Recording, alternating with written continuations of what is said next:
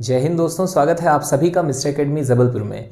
हिंदी की श्रृंखला के अंतर्गत हम समास का अध्ययन कर रहे थे और उसी क्रम में आज हमारा यह दूसरा लेक्चर है जिसमें हम समास के जो हमारे बचे हुए टाइप हैं उनका अध्ययन करने जा रहे हैं। आपको बता दें, समास के मुख्य तौर पर जो प्रकार हैं वो 6 होते हैं, जो कि क्रम से आप यहाँ पर देख पा रहे हैं।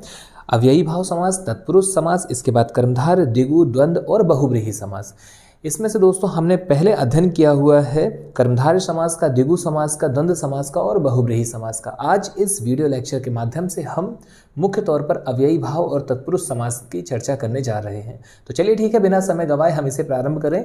सबसे पहले तो आपको बता दें कि आखिर यह अव्ययी भाव समास होता क्या है और इसकी पहचान। ठीक है, तो जैसा कि आप यहाँ पर देख पा रहे हैं, अव्ययी भाव समास क्या है। तो जिस समास का पहला पद यानी कि पूर्व पद अव्यय हो तथा प्रधान हो उसे अव्ययी भाव समास कहते हैं। तो देखिए, ये तो सारी बातें हुई परिभाषा को लेकर के। एक आध प्रश्न हमें देखने मिलता है, जैसे आप अभी देख पा रहे हैं कि भाई पूर्व पद किसमें प्रधान होता है, तो अव्ययी भाव समास में होता है। उत्तर पद तत्पुरुष में, कर्मधारय में व द्विगु में दोनों पद प्रधान होते हैं, द्वंद्व में और दोनों पद अप्रधान होते हैं बहुव्रीहि में। हमने कल इसको देखा हुआ है। दोनों पद अप्रधान होते हैं का मतलब यह है कि भाई इशारा किसी तीसरे की ओर था। ठीक है, अभी फिलहाल यदि हम बात करें तो ये सारे जो कुछ भी आप देख पा रहे हैं ये तो आपका हुआ भाई एक डायरेक्ट क्वेश्चन डेफिनेशन से। फिलहाल अगर कोई एक वर्ड आपके सामने आता है तो हम उसे कैसे पहचाने कि ये अव्ययी भाव है, इसके लिए कुछ पहचान है, कुछ पहचान चिन्ह है, या हम कहें इसे आसान भाषा में तो कुछ की पॉइंट है जिन्हें आप देख पा रहे हैं। मुख्य तौर पर यदि आपको पहला पद अनु, आ, प्रति, भर, यथा, यावत, हर इत्यादि से शुरू होता हुआ प्रतीत हो, ठीक है, या भर शब्द भी आपको वहाँ पर यदि मिलता है जैसे भरपेट, तो ये सारा के सारे जो भी ऐसे शब्द होंगे ये अव्ययी भाव कहलाते हैं। इसके अलावा एक और बिंदु है जिसे आप नोट कर लीजिए। यदि आपको हाइफन मिलता है यानी कि योजक चिन्ह मिलता है और उसके दोनों तरफ आपको एक ही शब्द की पुनरावृत्ति होते हुए नजर आती है, अर्थात रिपीटिशन नजर आता है, पुनरावृत्ति नजर आती है। कैसे? जैसे गांव गांव, ठीक है, आपने देखा गांव है और फिर हाइफन है, वो आपका योजक चिन्ह है और उसके बाद लिखा हुआ है गांव, तो गांव गांव या गली गली। तो ऐसे शब्द यदि आपको मिलते हैं तो वहां पर आपका कौन सा समास होगा? वो होगा अव्ययी भाव समास। उम्मीद है दोस्तों आपको यहाँ पर समझ में आ रहा होगा कि आखिर अव्ययी भाव की पहचान कैसे करनी है। मुख्य तौर पर एक बार हम फिर से रिपीट कर दें, आपके जो शब्द होंगे उनका प्रारंभ होगा अनु, आ, प्रति, भर, यथा, यावत, हर इत्यादि से। इसके अलावा हाइफन के साथ में आपको वही वर्ड रिपीट होते नजर आएगा, यानी उसी की पुनरावृत्ति होते हुए नजर आएगी। जबकि हाइफन हमने इसके पहले कहाँ देखा हुआ? तो हमने देखा द्वंद्व समास में, और द्वंद्व समास के हाइफन की जो विशेषता होती है वो ये होती है कि जब आप उस हाइफन को हटाते हैं यानी समास का विग्रह करते हैं तो आपको या, अथवा, और इत्यादि ऐसे शब्द बीच में देखने मिलते हैं। जबकि यदि हम बात करें अव्ययी भाव समास की, तो अव्ययी भाव समास के अंतर्गत आने वाला ये जो हाइफन है दोस्तों, ये आपको यहाँ पर कोई अलग अलग भाव नहीं देगा, बल्कि मुख्य तौर पर ये अपनी एक पहचान लेकर के चलता है कि हाइफन के लेफ्ट में हो या राइट में हो, दोनों तरफ आपको वही वर्ड रिपीटेड होता हुआ नजर आता है, उसी की पुनरावृत्ति नजर आती है। तो चलिए ठीक है, हम बात करते हैं कुछ एग्जाम्पल की। एग्जाम्पल आपके सामने है। जैसे आपने यहाँ पर देखा कि भाई पूर्व पद है प्रति और उत्तर पद है दिन, यानी समस्त पद या समास का वह पद है वो है प्रतिदिन और इसका विग्रह होगा प्रत्येक दिन। ठीक है, ऐसे ही आ जन्म, देखिए आपको प्रति मिला, फिर आपको आ मिल रहा है आ जन्म, उसके बाद आपको मिल रहा है यथा, फिर अनु, फिर भर। तो ये सारे आपके की पॉइंट यहाँ पर आपको देखने मिल रहे हैं। उम्मीद है आपको समझ में आ रहा होगा। ठीक है, और यदि नहीं भी आ रहा है तो आप इसे प्रयास कीजिए, इतनी कोई कठिनाई नहीं है। डेफिनेटली आप बहुत जल्द इसमें मैच्योर हो जाएंगे, परिपक्व हो जाएंगे और आपसे सारे प्रश्नों के उत्तर बन रहे होंगे। तो आगे हम बात करते हैं कुछ और एग्जाम्पल की। इन एग्जाम्पलों में सबसे पहले आप यहाँ पर देख पा रहे हैं आकंठ। ठीक है, आकंठ, आजीवन, आजन्म, आमरण और आसमुद्र। ठीक है, यहाँ पर जितने भी एग्जाम्पल आपने देखे सभी के सभी एग्जाम्पल आपको इशारा करते हैं अव्ययी भाव समास का, क्योंकि इसका जो प्रारंभ है वो बड़ा आ से हो रहा है। ठीक है, ऐसे ही आप देखते हैं तो आपको देखने मिलता है प्रतिक्षण, प्रतिमाह, प्रतिछवि, प्रतिशत और प्रतिहिंसा। सब में प्रति प्रति प्रति प्रति जुड़ा हुआ है। तो आप यहाँ पर इसे पहचान सकते हैं। इसके बाद हम बात करें तो भरपेट, भरपाई, भरसक, यहाँ पर आपको भर देखने मिल रहा है। इसके अलावा बात की जाए कुछ अन्य भी महत्वपूर्ण है, जैसे निवेदन, नियंत्रण, निर्माण और मृत्युपरांत। इन सभी में भी अव्ययी भाव समास है। जब आप इसका विग्रह करते हैं तो आप इसे पकड़ पाते हैं। इसके अलावा यदि हम बात करें दोस्तों तो और हमारे लिए क्या महत्वपूर्ण हो सकता है, तो जैसे रात भर, वर्ष भर, शक्ति भर, मुट्ठी भर, तिल भर, चुल्लू भर, तो ये या फिर देश भर, तो ये सभी आपको देखने मिलता है कि यहाँ पर आपको भर देखने मिल रहा है। इसके अलावा यदि हम बात करें दोस्तों तो जो पुनरावृत्ति की बात की गई थी उसको आप देखेंगे तो नगर नगर, द्वार द्वार, धीरे धीरे, ये सभी में आपकी पुनरावृत्ति हो रही है। एग्जाम्पल के लिए कानो कान, रातों रात, दिनों दिन, इनमें भी आपको पुनरावृत्ति देखने मिल रही है। तो उम्मीद है आपका यहाँ पर अव्ययी भाव समास कंप्लीट हो रहा है और आपको ठीक तरीके से समझ में आ चुका होगा। अब हम बात करते हैं तत्पुरुष समास की। बात की जाए जब तत्पुरुष समास की दोस्तों, तो तत्पुरुष समास की परिभाषा आपके सामने है। जिस समास में बाद का अथवा उत्तर पद प्रधान होता है तथा दोनों पदों के बीच का कारक चिन्ह लुप्त हो जाता है, उसे हम तत्पुरुष समास कहते हैं। मैं एक बार फिर से यहाँ पर रिपीट करूंगा, जिस समास में बाद का अथवा उत्तर पद प्रधान होता है तथा दोनों पदों के बीच का कारक चिन्ह लुप्त हो जाता है, उसे तत्पुरुष समास कहते हैं। एग्जाम्पल, राजा का कुमार, राजकुमार, धर्म का ग्रंथ यानी कि धर्म ग्रंथ। ठीक ऐसे ही रचना को करने वाला, रचनाकार। तो यहाँ पर आपने देखा कि तत्पुरुष समास में मुख्य तौर पर होता क्या है, तो आप पाएंगे कि बीच का जो विभक्ति चिन्ह है दोस्तों वो लुप्त हो जाता है तथा उत्तर पद यहाँ पर प्रधान होता है। तो ये तो बात हुई परिभाषा की। अब हम इसे समझें तो सही कि भाई इसके जो टाइप होते हैं हम उसे कैसे आसानी से याद रख सकते हैं। तो आपको बता दें, तत्पुरुष समास के मुख्य तौर पर 6 प्रकार होते हैं जिन्हें याद रखना बहुत आसान है। हम इसे एक चार्ट के माध्यम से देखेंगे और ये सब हमारे यहाँ पर कंप्लीट हो जाएगा। आपके सामने एक चार्ट है दोस्तों जिसमें आप देख पा रहे हैं कि एक तरफ आपका विभक्ति है, ठीक है, प्रथमा, द्वितीय, तृतीया, चतुर्थी ऐसे करके लिखा हुआ है। एक तरफ आप देखेंगे कारक है, कर्ता, कर्म, करण, संप्रदान, अपादान, संबंध, अधिकरण, संबोधन। एक तरफ उसकी पहचान है जिसे हम याद रखते हैं, कर्ता ने कर्म को करण से, संप्रदान के लिए अपादान से, संबंध काकी के, अधिकरण में पर और संबोधन हे वो हरे। यहां पर आप देखेंगे मुख्य तौर पर जो महत्वपूर्ण बिंदु है दोस्तों उसको समझने की कोशिश कीजिए। तत्पुरुष समास आपका कहां से प्रारंभ होता है, तो वो प्रारंभ होता है द्वितीय तत्पुरुष से या फिर कर्म तत्पुरुष से। उम्मीद आप समझ पा रहे होंगे। यहाँ पर आप देखेंगे प्रथम और अष्टम के पास आपको एक क्रॉस देखने मिलेगा रेड कलर से। क्रॉस स्पेशली इसलिए यहाँ पर लगाया गया है ताकि आप इस बात को समझें कि जो प्रथम है और अष्टम है ये तत्पुरुष के टाइप नहीं है, बल्कि वो कारक में है, विभक्ति चिन्ह में है, विभक्ति में होता है, लेकिन इसका तत्पुरुष में कोई लेना देना नहीं है। पर जब हम उसे रिकॉल करते हैं, हम उसे याद रखते हैं, तो भाई उस क्रम में वो वहां पर उपस्थित है। इस कारण से हमने उसको लिखा और फिर अंत में हमने क्रॉस किया, यानी कि कर्ता करके कोई भी तत्पुरुष समास नहीं है, ना ही संबोधन करके कोई तत्पुरुष समास है। तत्पुरुष की शुरुआत होती है कर्म, करण, संप्रदान, अपादान, संबंध और अधिकरण से। अब हम पहचाने कैसे, तो देखिए आप एक समासिक पद भी लिखा हुआ है और उसी के बगल से एक समास विग्रह भी है। जैसे गगनचुंबी, गगनचुंबी यानी कि गगन को चूमने वाला।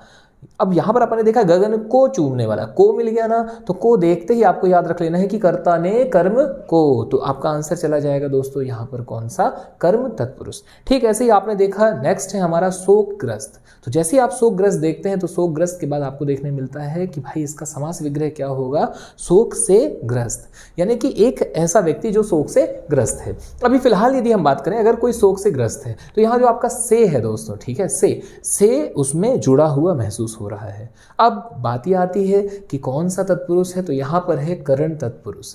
फिर इसके बाद हम बात करते हैं नेक्स्ट है हमारा स्नान घर, स्नान के लिए घर, रसोई घर, रसोई के लिए घर, प्रयोगशाला, प्रयोग के लिए शाला। तो मुद्दे की बात जो है वो ये है कि यहाँ पर जो के लिए शब्द आ रहा है आप देखेंगे अंडरलाइन है ग्रीन कलर से, ठीक है। तो आप इसमें पाएंगे कि भाई जो आपका गोला लगा हुआ है के लिए में, ये आपको रिप्रेजेंट कर रहा है, आपको दर्शा रहा है, आपको यहाँ पर प्रदर्शित कर रहा है किस चीज के लिए, कि भाई यहाँ पर कौन सा तत्पुरुष है, यहाँ पर है संप्रदान तत्पुरुष समास। नेक्स्ट है हमारा अपादान, और अपादान में भी आप देखेंगे इसकी पहचान है से।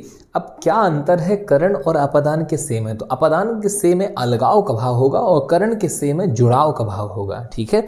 अपादान में आप देखेंगे एग्जाम्पल गुणहीन, गुड़ से हीन, पथ भ्रष्ट, पथ से भ्रष्ट, पेड़ से पत्ते गिरते हैं, तो मतलब क्या हो रहा है, पत्ते गिर गए, ठीक है। तो ऐसी स्थिति में आपका क्या होगा, यहाँ पर अलगाव होता है। फिर बात करते हैं हम संबंध की, तो संबंध में आपको देखने मिलेगा राजपुत्र, और राजपुत्र में हो जाता है राजा का पुत्र, ठीक। ठीक ऐसे ही अधिकरण शोक मग्न, शोक में मग्न। तो आपका एक चार्ट के माध्यम से तत्पुरुष का पूरे टाइप, पूरी वैरायटी और उसकी पहचान सब कुछ क्लियर होती है। और अब हम बात करते हैं बारी बारी से इन्हें सीक्वेंस से उठा करके इन्हें हम कंप्लीट करेंगे 2-2, 4-4 एग्जाम्पल के साथ। तो सबसे पहले हम प्रारंभ करते हैं अपने पहले यानी कि कर्म तत्पुरुष से। तो कर्म तत्पुरुष को ही हम द्वितीय तत्पुरुष भी कहते हैं, जैसा कि हमने पहले चार्ट में देखा हुआ है। फिर बात की जाए इस कर्म तत्पुरुष में, तो आपको यहाँ पर देखने मिलेगा दोस्तों कि कर्म कारक की विभक्ति को का लोप हो जाता है। ठीक है, कर्म कारक की विभक्ति क्या है? को। कर्ता ने कर्म को करण से संप्रदान के लिए अपादान से संबंध काकी के अधिकरण में पर और संबोधन हे हो अरे, जिसमें पहला वाला और लास्ट वाला हमने एलिमिनेट कर दिया था, हटा दिया था। अब यहाँ पर आपने देखा कि गगन चुंबी, गगन को चूमने वाला, यश प्राप्त, यश को प्राप्त, चिड़ी मार, चिड़ी को मारने वाला, ग्रामगत, ग्राम को गया हुआ, रथ चालक, रथ को चलाने वाला, जेब कतरा, जेब को कतरने वाला। तो यहाँ पर आपके पूरे कंप्लीट होते हैं। इसके अलावा हम बात करें, नेक्स्ट है हमारा करण तत्पुरुष, जिसमें हम देखते हैं कि करण में से और के द्वारा जो विभक्ति होती है उसका लोप हो जाएगा। एग्जाम्पल, करुणापूर्ण यानी कि करुणा से पूर्ण, भयाकुल यानी कि भय से आकुल, रेखांकित यानी रेखा से अंकित, शोकग्रस्त यानी शोक से ग्रस्त। इसके अलावा मदांध, मद से अंधा। अगला है मनचाहा, मन से चाहा, पद दलित, पद से दलित, सूर रचित यानी कि सूर के द्वारा रचित या सूर द्वारा रचित। तो यहाँ पर आपका ये भी कंप्लीट होता है। नेक्स्ट है दोस्तों हमारा संप्रदान तत्पुरुष यानी कि चतुर्थी तत्पुरुष। संप्रदान की जब हम बात करते हैं तो आप पाएंगे कि यहाँ पर क्या होता है, संप्रदान के लिए, तो आपका के लिए मिल जाएगा। जैसे प्रयोगशाला, प्रयोग के लिए शाला, स्नान घर, स्नान के लिए घर, यज्ञशाला, यज्ञ के लिए शाला, गौशाला, गौ के लिए शाला, देशभक्ति, देश के लिए भक्ति, डाक गाड़ी, डाक के लिए गाड़ी, परीक्षा भवन, परीक्षा के लिए भवन, और हथकड़ी यानी कि हाथ के लिए कड़ी, तो हाथ के लिए कड़ी। और आपका यहाँ पर संप्रदान कंप्लीट होता है। अगला है अपादान। अपादान में हमने कहा था कि भाई अपादान से, इसमें भी से मिलेगा आपको, ठीक है, और इस से में क्या होगा, अलगाव होगा। जैसे धनहीन यानी कि धन से हीन, पथभ्रष्ट यानी कि पथ से भ्रष्ट, ऋण मुक्त, ऋण से मुक्त, गुणहीन यानी गुण से हीन, पदच्युत यानी कि पद से च्युत। फिर उसके बाद पाप मुक्त, पाप से मुक्त, जलहीन, जल से हीन, देश निकाला, देश से निकाला। तो यहाँ आपका ये क्लियर होता है। इसके बाद हम बात करते हैं संबंध की। संबंध में हमने पहले ही कहा हुआ है संबंध का की के।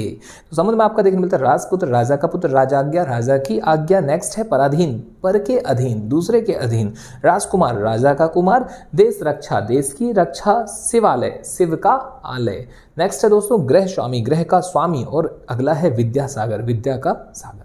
और इसके बाद हम बात करते हैं हमारे अंतिम अधिकरण तत्पुरुष की या सप्तमी तत्पुरुष की। और आपको यहाँ पर बता दें कि इसमें जो विभक्ति होती है वो होती है अधिकरण में और पर। और हम एक बार फिर से रिकॉल करते हैं, कर्ता ने कर्म को करण से संप्रदान के लिए अपादान से संबंध काकी के अधिकरण में पर और संबोधन ए ओ अरे। तो यहाँ पर आपका जो अधिकरण है दोस्तों, इसकी यदि हम बात करें तो अधिकरण में पर यानी कि शोक मग्न, शोक में मग्न, ठीक है। पुरुषोत्तम, पुरुषों में उत्तम, आप बीती, आप में बीती, ठीक है, या आप पर बीती। गृह प्रवेश, गृह में प्रवेश। नेक्स्ट है लोकप्रिय, लोक में प्रिय यानी कि पूरे जगत में प्रिय। नेक्स्ट है धर्मवीर, धर्म में वीर, कला श्रेष्ठ, कला में श्रेष्ठ, और अगला है आनंद मग्न यानी कि आनंद में मग्न। तो यहाँ पर दोस्तों आपके जितने भी महत्वपूर्ण समास हैं वो कंप्लीट होते हैं। हमने लगभग सारे कंप्लीट कर लिए हैं। इसके बाद दोस्तों एक अंतिम है जिसे आप सामने देख पा रहे हैं, न और इया, ठीक है। इसे आप पढ़िए, क्या पढ़ते हैं हम, न और इया, निया समास, ठीक है। ये एक ऐसी स्थिति है जिसमें आप पाएंगे कि जिस समास के पूर्व पद में निषेध सूचक या नकारात्मक शब्द आपको देखने मिले, ठीक है, नकारात्मक या निषेध सूचक, जैसे आ, अन, ना, गैर, ना आदि। मतलब आप यहाँ पर देखेंगे कि इनमें आपका निषेध होगा, ठीक है, निषेध सूचक शब्द हैं यानी कि नकारात्मकता आपके होगा, नकारात्मक शब्द होंगे। जैसे एग्जाम्पल के लिए अधर्म यानी कि ना धर्म, अयोग्य ना योग्य, अनहोनी ना होनी, ठीक है, अनाचार ना आचार, अनावश्यक ना आवश्यक, अनिष्ट ना इष्ट, नपुंसक ना पुंसक, ठीक है, गैर वाजिब ना वाजिब, ना पसंद, ठीक है, ना मर्द ना लायक।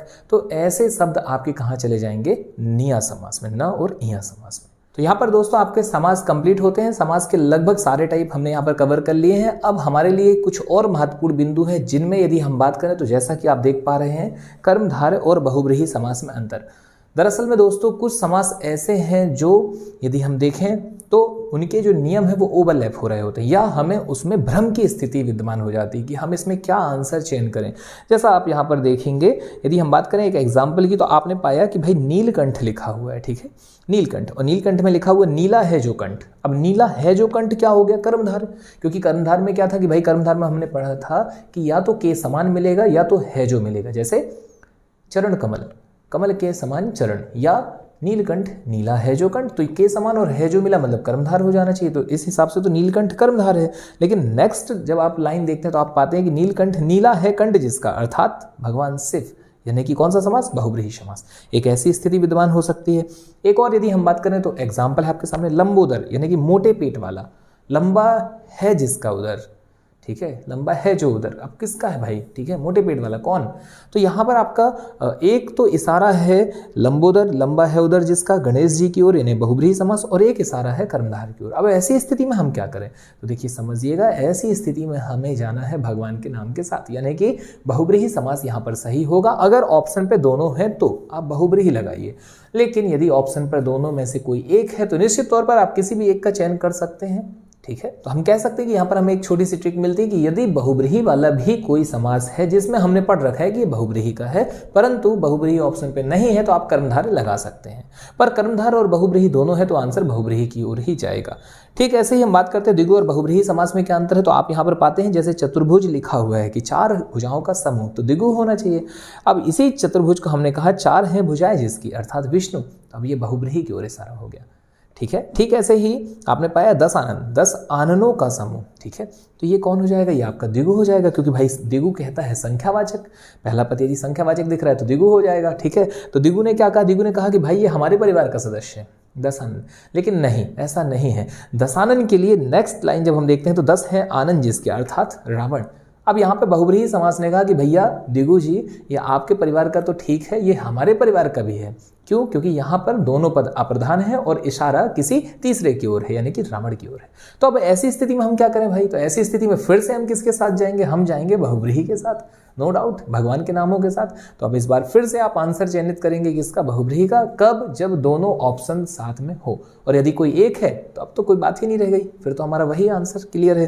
तो यहाँ पर दोस्तों आपका समास टॉपिक पूरे तरह से कंप्लीट होता है। समाज से जुड़े हुए जितने भी महत्वपूर्ण तथ्य थे उन्हें हमने कंप्लीट किया।